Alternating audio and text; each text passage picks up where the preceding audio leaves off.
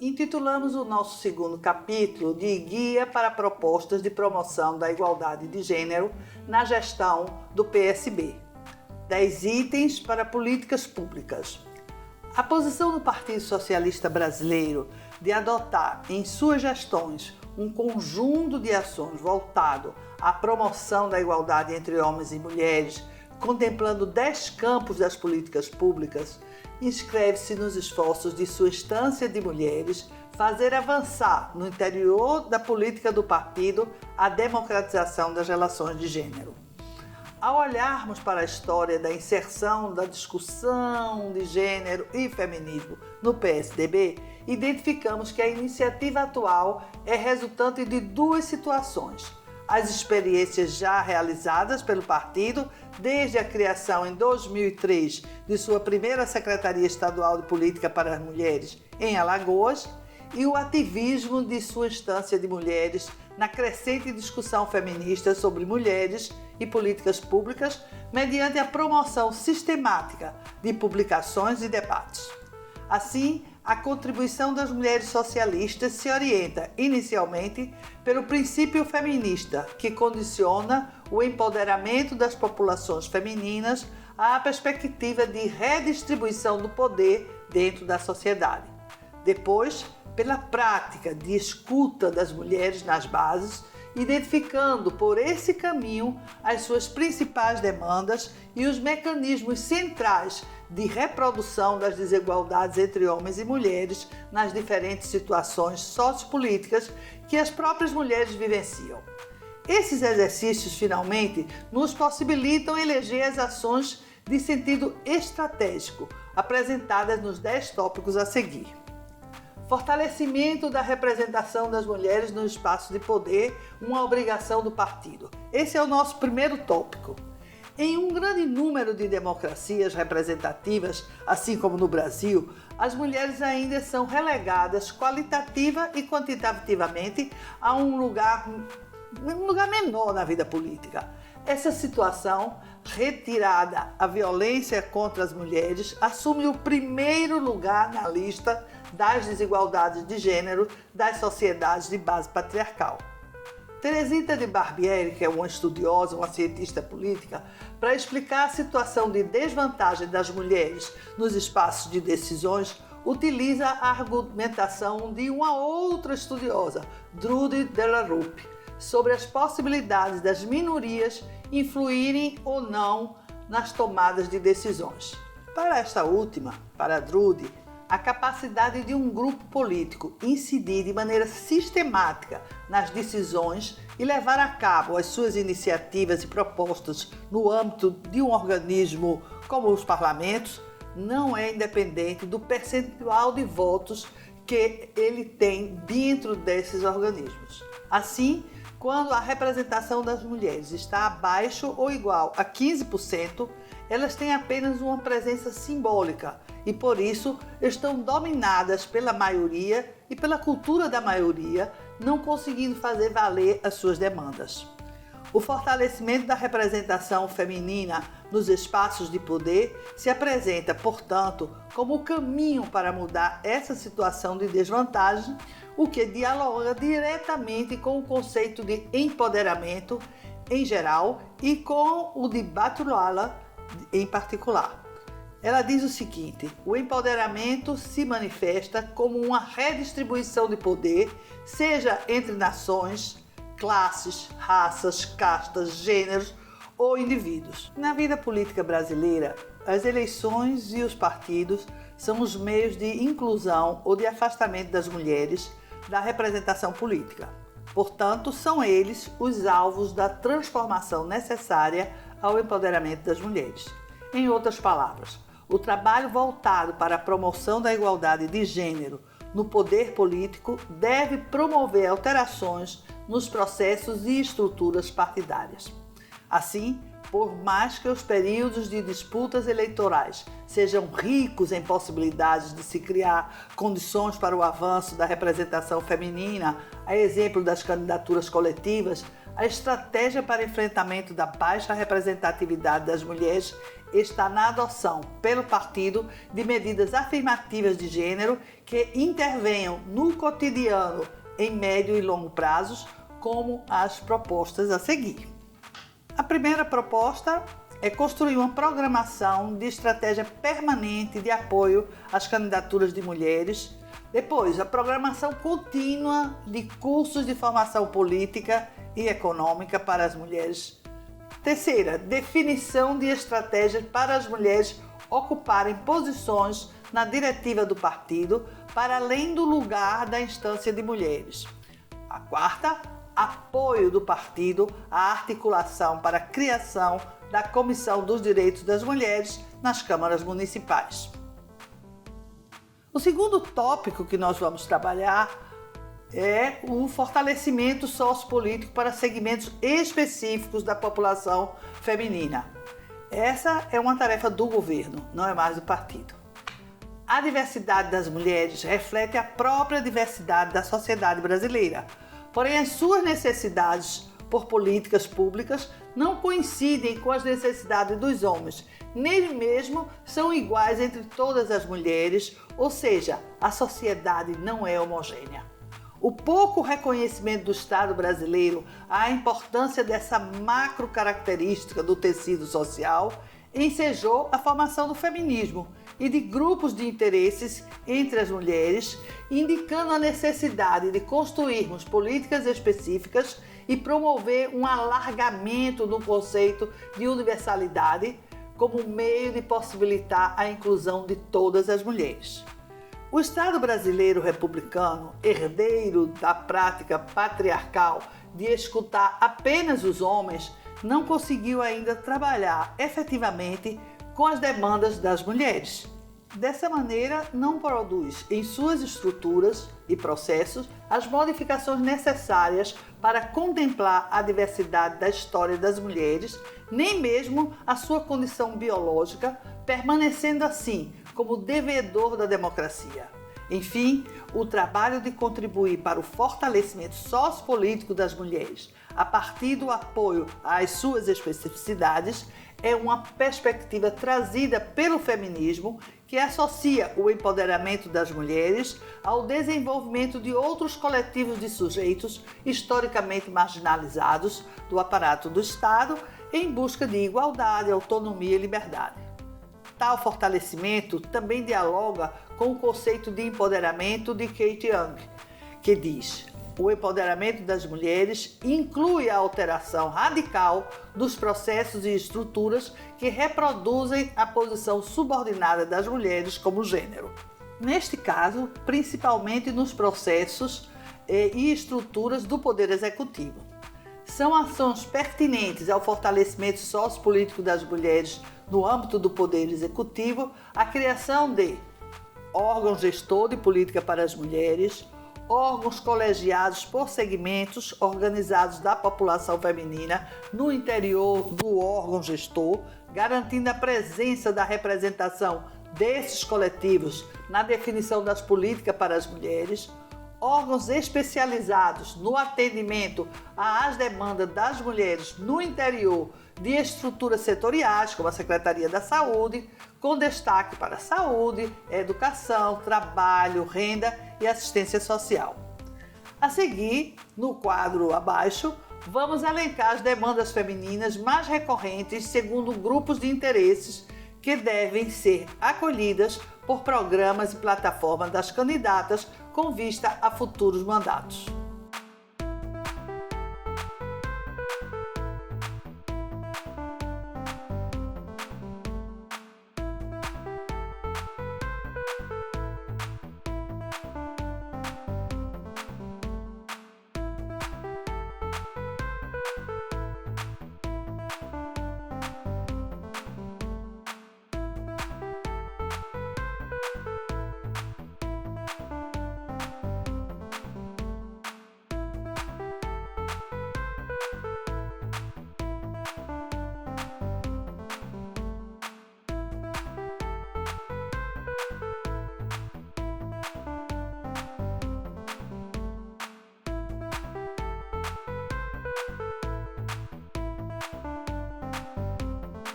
Agora vamos tratar de uma parte muito importante da nossa vida, que é a economia.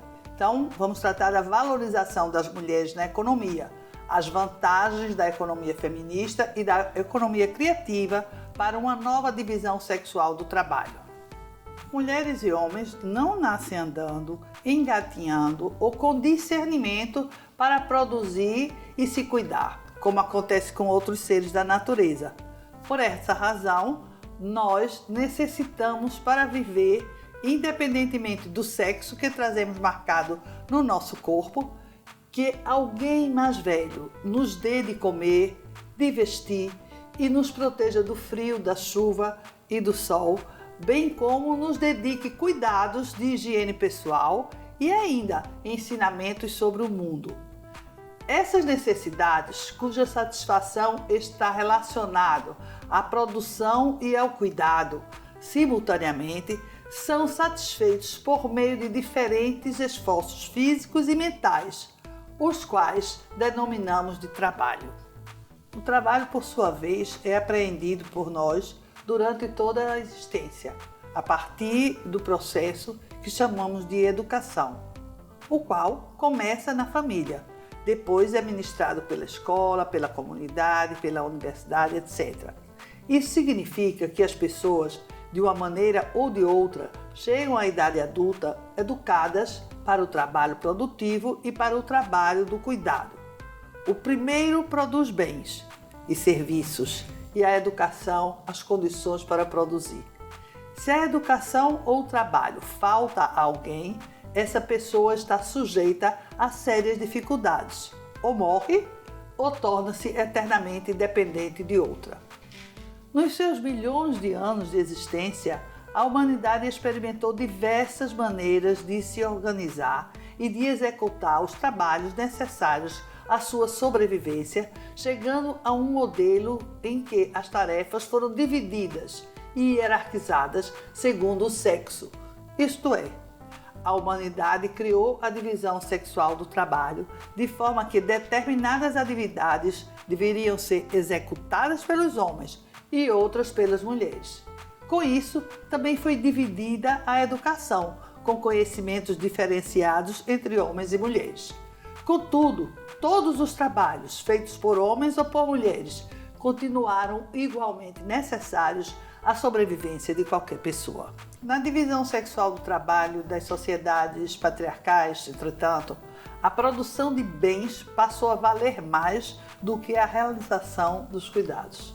O extremo dessa situação foi alcançado no estágio capitalista do século XIX, quando vamos encontrar os homens nomeados como trabalhadores, solitários produtores de bens, que por sua condição de gênero eram potencialmente detentores do direito ao acesso à educação em todos os níveis e também às diferentes recompensas financeiras para os seus esforços e até mesmo a governança. Do outro lado da equação do trabalho estavam as mulheres, nomeadas como mães, solitárias realizadoras de cuidados e serviços domésticos, com uma educação, por princípio, restrita ao espaço privado, ao espaço da reprodução, sem pagamentos ou com apenas pequenas recompensas por seus esforços, submetidas à governança dos homens.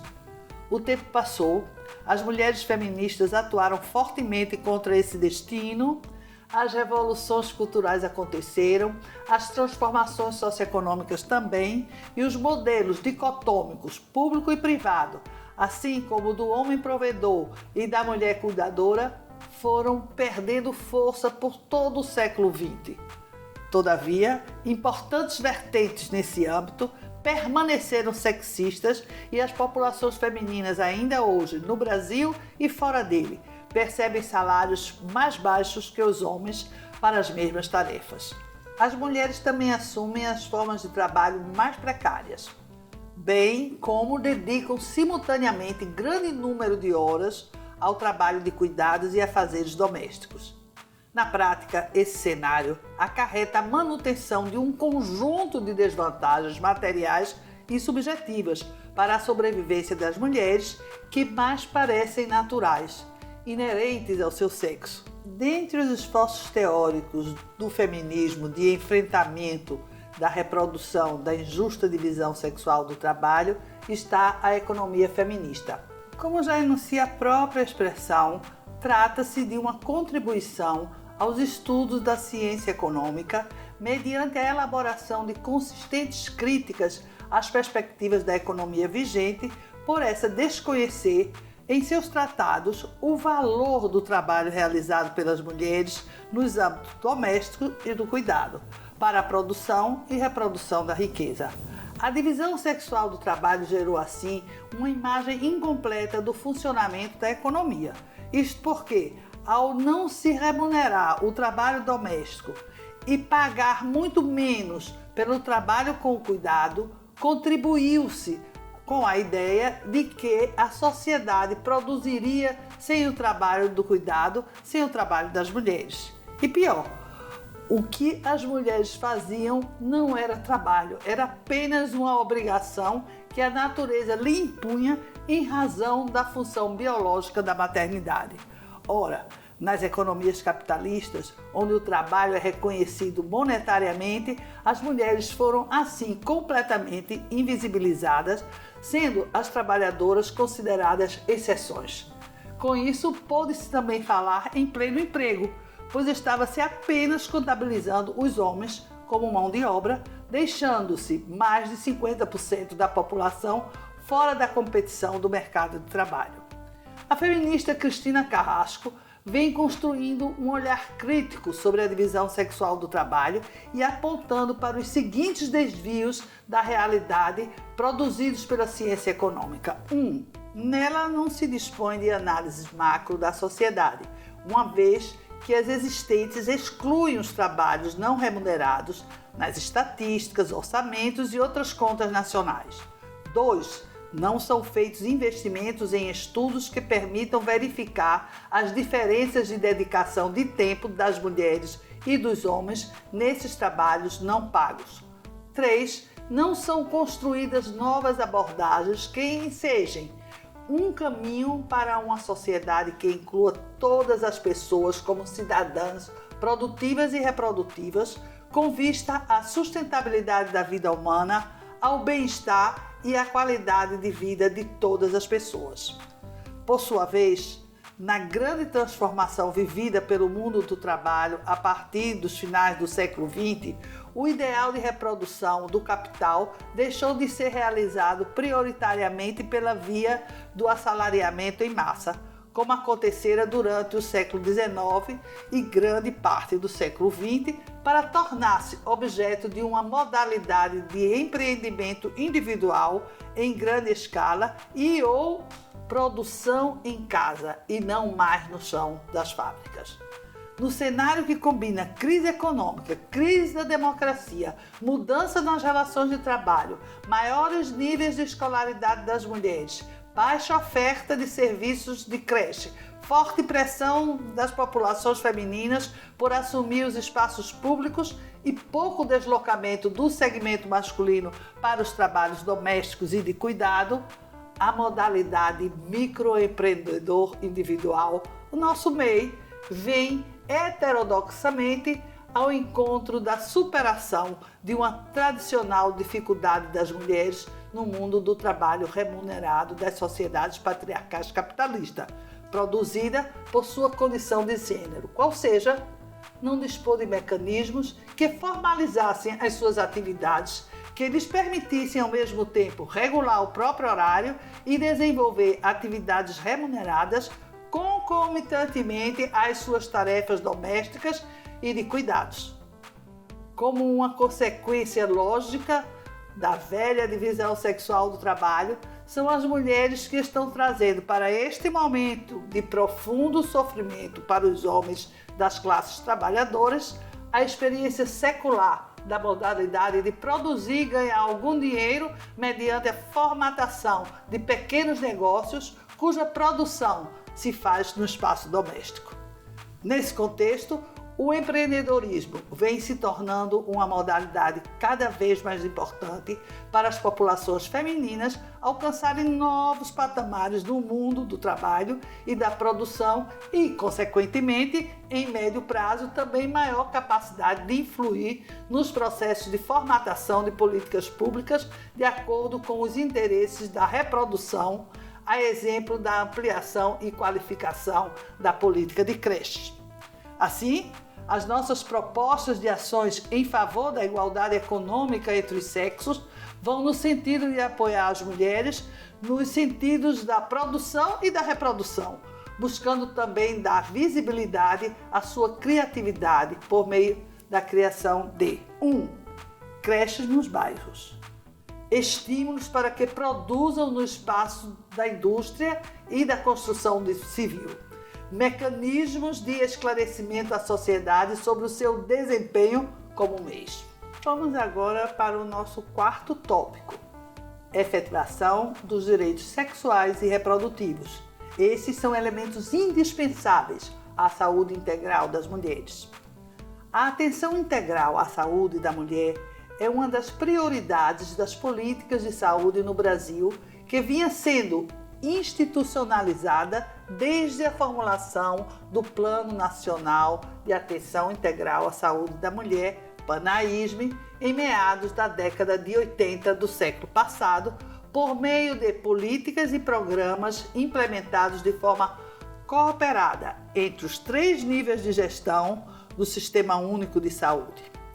Tal processo vem sofrendo retrocessos, cujo exemplo é a dissolução da Coordenadoria de Saúde da Mulher do Ministério da Saúde, provocando um esfacelamento da política e o aumento das responsabilidades dos estados e municípios, principalmente no que envolve as ações voltadas para a efetivação dos direitos sexuais e reprodutivos das mulheres enquanto direitos humanos. Neste contexto, os aspectos mais atingidos pela perspectiva conservadora atual são: primeiro, o exercício da sexualidade e da reprodução livres de violência, discriminações e imposições, bem como a falta de acesso à informação e à educação sexual e reprodutiva.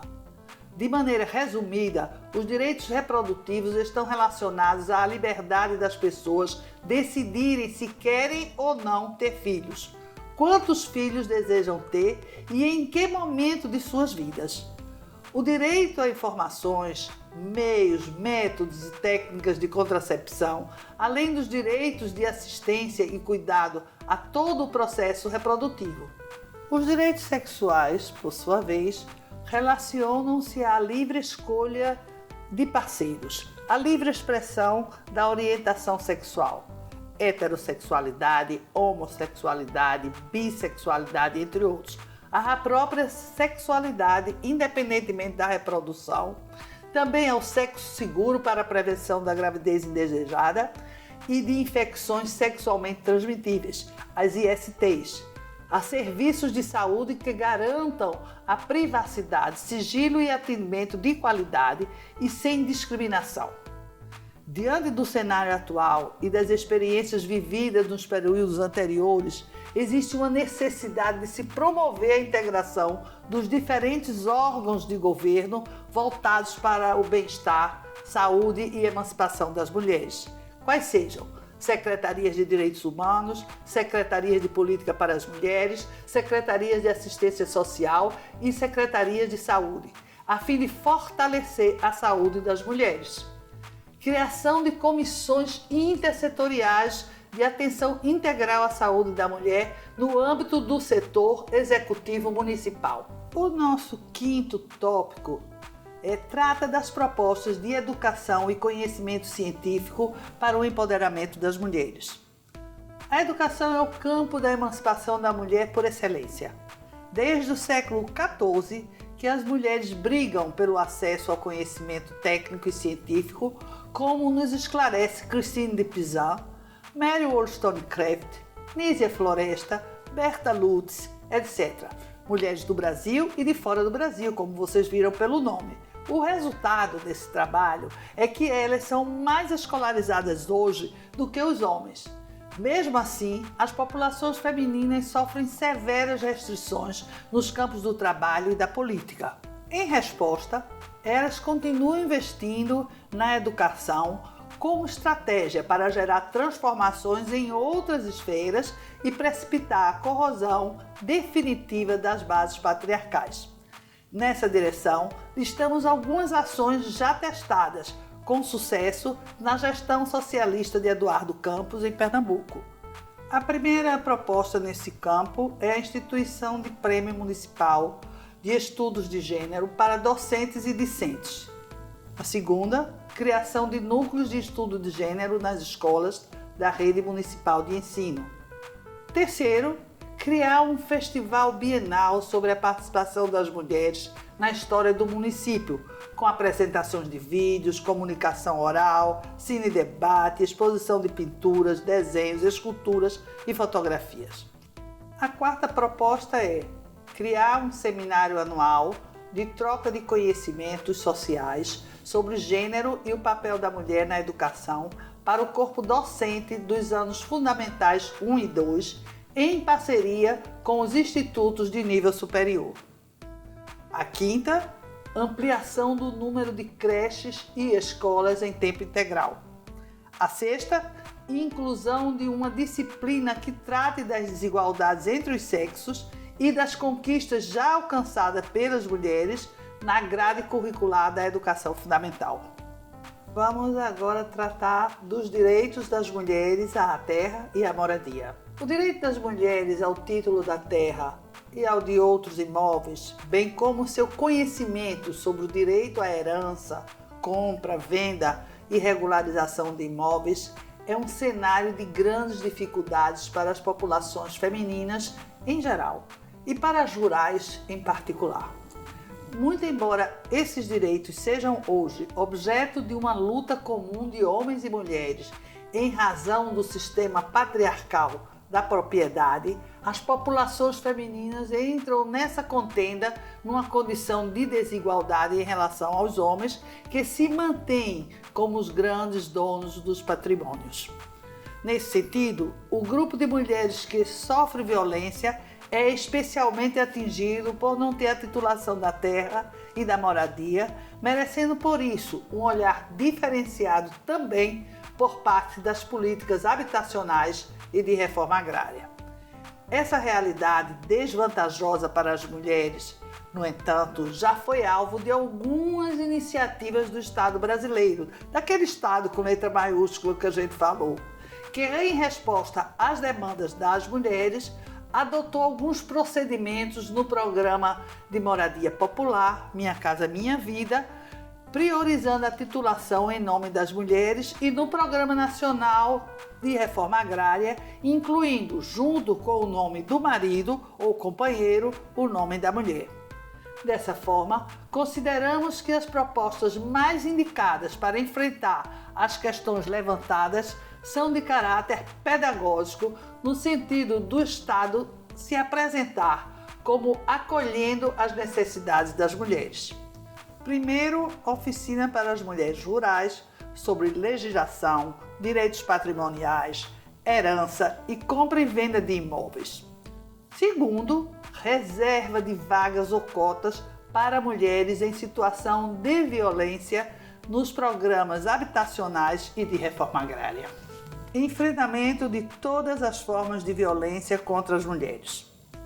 A violência de gênero contra as mulheres representa a face mais cruel das desigualdades entre os sexos e se constitui na mais grave violação de seus direitos humanos, atingindo-as em seus direitos à vida, à saúde, à liberdade e à integridade física.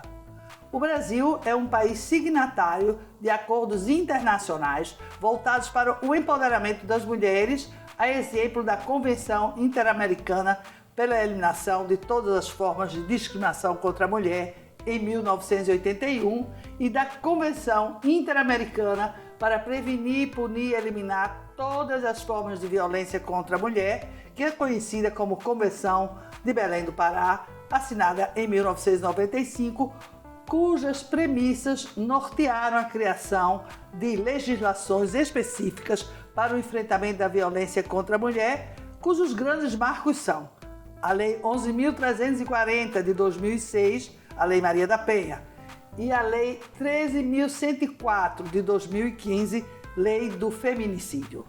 Contudo, o enfrentamento da violência contra as mulheres não pode ser entendido e encarado apenas como uma questão dos sistemas de segurança e justiça, mas sim um dever de todos nós, do conjunto do aparato do Estado e da sociedade civil organizada. Isto porque a violência é estruturante das desigualdades entre homens e mulheres e se manifesta de várias formas e naturezas. Dessa feita, propomos as ações elencadas a seguir no sentido de concretizar o mínimo no espaço da gestão municipal o enfrentamento de todas as formas de violência. Ponto 1. Através da implantação de centros especializados de atendimento à mulher, os CEAM, no âmbito do Executivo Municipal e criação de câmaras técnicas municipais para articulação e fortalecimento da rede de atendimento às mulheres em situação de violência. Agora vamos para a nossa proposta de política geracional. Há uma situação vigente em nossa sociedade que separa os homens entre eles mesmos e as mulheres entre elas mesmas, que está originalmente relacionada às condições socioeconômicas dos indivíduos e que se expressa na valorização dos adultos que tiveram acesso à escola em consonância com as recomendações educacionais para a sua idade e de desvalorização daqueles que não tiveram acesso na idade recomendada. Assim, a grande questão neste âmbito é, ao se identificar que as pessoas que não seguiram as séries escolares nas idades previstas pelo sistema educacional e que se tornaram adultos, serem compreendidas como não sendo verdadeiramente adultas. Com isso, cria-se uma falsa direção para resolver o problema, pois a recuperação dessas pessoas, em termos intelectuais, passa a ser conduzida a partir de bases dos processos que valeram para educar as crianças e não adultos. Mas os adultos têm outros conhecimentos e sentimentos adquiridos. E assim, além do prejuízo de não haver vivido tudo da infância e da adolescência, perdem também a própria condição de pessoas adultas. Essa falsa relação compulsória entre ser escolarizado e ser adulto, esse equívoco interfere então no processo de aprendizado das pessoas adultas, pois ao serem reduzidas compulsoriamente à condição de crianças para participar de processos de aprendizagem, não são suficientemente estimuladas a sentirem desejo pelo conhecimento.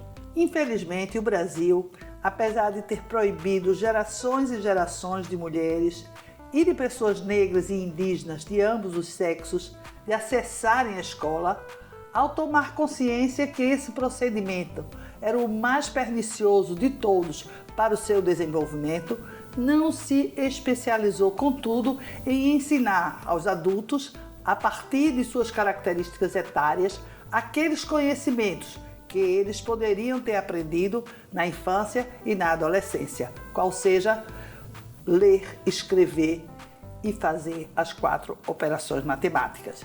Isto porque os programas educacionais tendem a se utilizar para a educação de pessoas maduras das mesmas metodologias, conteúdos, linguagens, abordagens e exigências de frequência contínua empregados na educação de crianças e adolescentes e não daqueles que usam nas universidades para as pessoas adultas.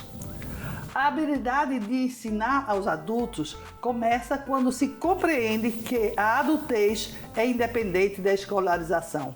Assim, refletir sobre como os adultos pensam e aprendem envolve transitar pelo menos por 3 campos que participam da definição do seu lugar social: a condição de não crianças, a condição de excluídos e a condição de membros de determinados grupos culturais.